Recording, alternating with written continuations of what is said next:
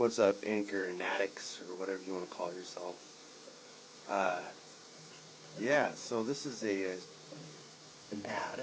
I'm in the shower, but I just gotta say, I just made my first Anchor podcast.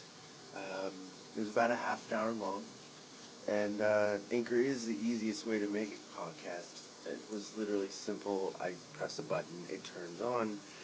Uh, Anchor gives you, everything you need in one place. Because you can do it right from your phone, or if you have a laptop or a computer or tablet that you could just do it from.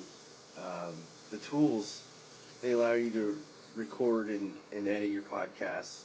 So, of course, you could add little snippets in there, or take out things that you didn't want in there. Um, but the good thing about it is they'll also distribute it for you, so you can be heard anywhere you want to, like on Spotify or Google Podcasts, Apple Podcasts. You can easily make money from your podcast too. Uh, and they tell you and walk you through all the steps. And the good thing is, you can download it now. Download it now, because I've heard this from Gary Vaynerchuk. I've heard this app going out there a long time, for about a year or two. That it's just easy. It's easy to use, and I know this ad is long, but I don't care. But you can download it now on. Go to Anchor.fm to get started. It's ANCHOR.FM to get started. Let me finish my shower, okay?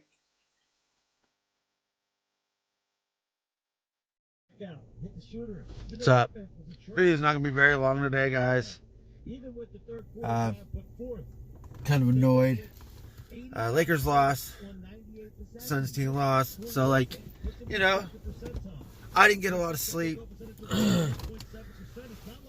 I'm probably going to be super duper tired. The only benefit to this feeling is I get off an hour early. But it's okay. It's okay. It's just one game. Well, technically two, but one game. And yeah, next game will be good. I know next game was going to be good. It's just law of averages is going to be in our favor. I just know it. But anyways, the Lakers, I didn't even watch the game, but when my son told me about the game, by the time I think we were halfway home after his game, they were already down by 30 or something like that. And I was like, yeah, that's already over. And that was just at halftime. And, what are you going to do? And I think that was the exact same thing I said. I think that's, well, not the exact same thing, but the thing that I said right when I heard that was, okay, let's get next game. And then I heard LeBron, when I was coming to work in his interview, saying that he said that exact same thing when he was sitting at the end of the bench by himself. I didn't watch the game, so I didn't know, but that's what he said. And I was like, well, yeah, what else are you gonna say? You're gonna have bad games. Stuff's gonna happen. Stuff ain't gonna go your way.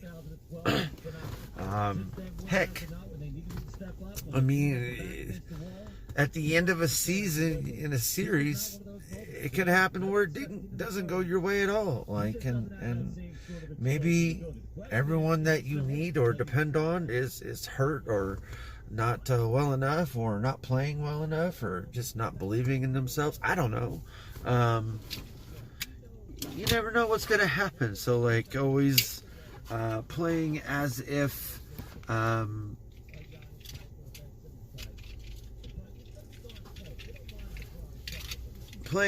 if you're not the only one out there, but knowing that you might have to always have reserves.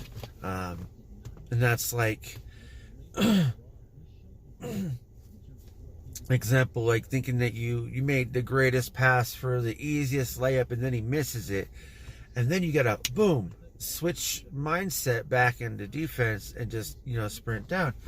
Well, you can do both. Like, some people do, and that they can create disruption, and sometimes it could also, give them an easy point. But the point being is that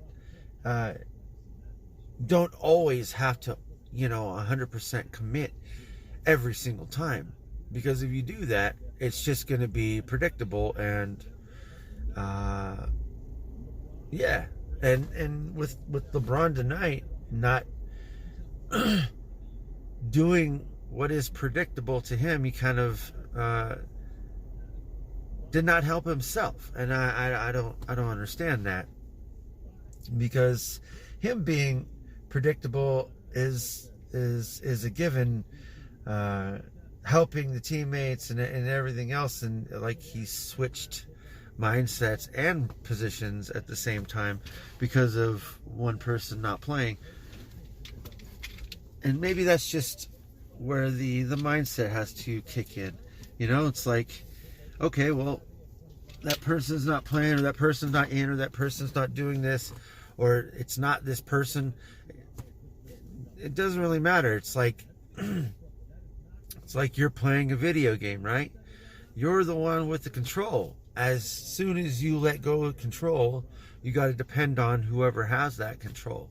So it really is always just depending. You're depending on what you do, and then once you let go, you kind of depend on them. You know what I mean? So that